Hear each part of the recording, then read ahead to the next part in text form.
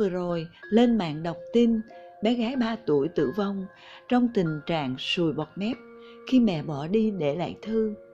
Lòng tôi thắt lại. Tôi gặp tôi đâu đó. Trong hoàn cảnh của người mẹ bị trầm cảm kia, chỉ khác là tôi kịp bừng tỉnh trước khi làm điều dại dột. Trong cao điểm của cơn trầm cảm sau sinh, tôi từng ôm con đi trên cầu và nghĩ chỉ cần ôm một cái, tôi và con sẽ được giải thoát. Người thân có thể khóc lóc, nhưng sẽ dần quên. Khi tôi bước một chân lên thành cầu, thì đứa con trai bé nhỏ trong tay khóc ré lên. Không biết vì đói hay vì con linh cảm được điều gì sắp đến. Bầu sữa tôi tự nhiên căng tức. Tôi nhìn xuống trấn an con thì gặp đôi mắt mở to như năn nỉ. Mẹ ơi, con không muốn chết. Ánh mắt ấy, tiếng khóc ấy không biết có thần lực gì mà khiến tôi rùng mình. Tôi bắt đầu có cảm giác sợ, không hiểu chuyện gì đang diễn ra. Những ngày tháng ấy đã trôi qua 13 năm. Cuộc sống của tôi giờ đã tốt. Nhưng thỉnh thoảng nhớ tới, tôi vẫn sợ. Không chỉ một lần trên cầu hôm ấy, mà còn có những đêm tôi đã ôm con ghì chặt con vào ngực mình, để vĩnh viễn không muốn nhìn thấy con. Nhưng lạ thay, vẫn là tiếng khóc ấy, tiếng khóc như van xin, như nấc nghẹn, lại làm tôi bừng tỉnh. Để rồi hôn hít vào tay, vào chân, vào má con mà thì thầm: xin lỗi con, mẹ sai rồi. Tôi từng giày vò bản thân với vô vàn câu hỏi. Vì sao mày độc ác? Con người vui vẻ chan hòa, lạc quan của mày đâu rồi? Mày trút nỗi oán hận với ai lên con trai mày thế? Đầu óc tôi cứ quay cuồng trong sự mệt mỏi và túng thiếu. Túng thiếu vì đồng lương công chức của vợ chồng trẻ mới chỉ đủ chi tiêu tối thiểu. Cứ thêm khoản phát sinh nào là thiếu hụt ngay. Chồng tôi lại thuộc loại công tử bột, đi làm về chỉ biết chơi game. Khoản chơi game này cưới nhau rồi tôi mới biết, vì khi yêu anh ấy ngụy trang rất tài tình. Nhưng chật vật về vật chất không bằng ngột ngạt về tinh thần. Mẹ chồng tôi lại đối xử với tôi và mẹ ruột của tôi không tốt. Nếu tinh thần khỏe mạnh, tôi có thể hiểu điều đó không quá đặc biệt. Nhưng vì sự trồi sụp hormone sau sinh khiến tôi bất an với mọi điều quanh mình. Nằm trong phòng, nghe hai mẹ tranh luận về món ăn cho bà đẻ, mà gan ruột tôi không yên. Một người nói: cần gì kiêng cữ cho lắm, cứ nấu chín là được. Người kia nói lại: bụng dạ mẹ nó yếu, sợ cháu bú sữa lại đi ngoài. Tôi buộc phải xuống bếp nháy mắt với mẹ ruột, xem như thuận theo ý bà xui. Vì tôi ăn hay không, bà cũng đâu có biết. Bởi trưa và tối mẹ chồng đã bận đi nhảy đầm. Việc ăn uống với tôi lắm khi trở thành ăn vụng. Những lúc không có mẹ chồng ở nhà, mẹ tôi tranh thủ cho con gái ăn chân giò, kho vả, thịt heo kho nghệ, uống lá chè vàng.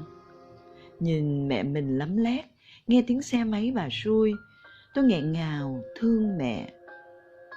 Tiếp đến là chuyện hai bà mâu thuẫn trong việc giặt tã áo, khăn màn cho cháu. Mẹ anh thì bỏ luôn vào máy giặt chung với đồ người lớn. Mẹ tôi lại lén giặt đồ cháu riêng bằng tay. Dần dà tôi thấy mẹ chồng tỏ thái độ ra mặt.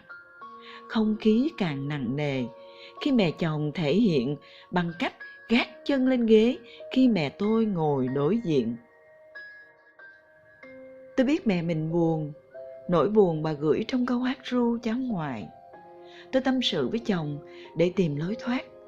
Nào ngờ anh nói: "Mẹ em cũng kỳ cục, nói mà nghỉ ngơi mà cứ cặm cụi giặt nấu phơi phóng suốt cả ngày.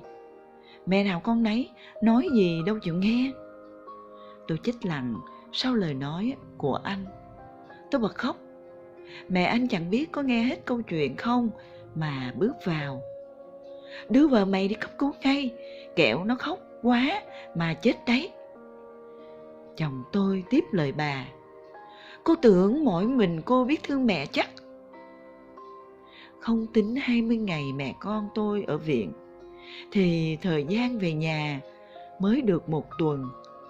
Sự chung đụng trong căn nhà cấp 4 khiến cho một sản phụ sinh mổ như tôi ăn nằm không yên. Con quấy khóc suốt đêm là một nhẽ, phần còn lại tôi thấy bất hiếu với người sinh ra mình. Tôi nhờ người ở quê điện thoại vào vờ báo tin cha bệnh nặng, cần mẹ trở về. Ngày mẹ ra xe, bà dúi vào tay tôi 2 chỉ vàng rồi nhanh chóng quay đi. Tôi biết bà đang cố giấu đi những giọt nước mắt, thương con, thương cháu. Chưa hết ở cữ, mẹ chồng đã giao hết việc nhà cho tôi. Tôi bước vào cuộc đời làm mẹ, đầy nước mắt và tổn thương. Ban ngày, lúc con tôi ngủ, tôi tranh thủ nấu nướng giặt giũ. Tối đến, vừa bế con, vừa đánh máy thuê. Nhiều lần thằng bé suýt rơi vì tôi ngủ gục. Cứ thế, tôi làm việc, chăm con và kiếm tiền. Con người và tính cách của tôi dần dần thuộc về bóng đêm. Tôi thích bóng tối. Nhưng đêm đến, sự uất hận trong tôi lại trào dâng. Tôi căm ghét những ai làm tổn thương người thân của mình. Tôi nghĩ rằng sẽ phải cho họ đau đớn và ân hận bằng cách mình giải thoát. Tôi nào biết sự thù hận suýt cướp đi mạng sống của tôi và giọt máu của mình. Nhưng bản năng làm mẹ cùng tiếng khóc nụ cười của con đã thức tỉnh tôi. Từ chỗ muốn thu mình, tôi trở nên buông xõa. Tôi đi tìm người tâm sự. Có người là bạn, có khi là người dân đi chung một quãng đường. Chẳng biết họ có nghĩ tôi thật thà, kiểu dở hơi không. Đơn giản, tôi muốn giải phóng sự ức chế của mình. Lâu lâu, tôi đến bệnh viện, đứng nhìn vào khoa cấp cứu. Ở đó, tôi tìm thấy sự sống và lằn ranh. Tôi lại lang thang ở gầm cầu để được nhìn một người mẹ điên nuôi con.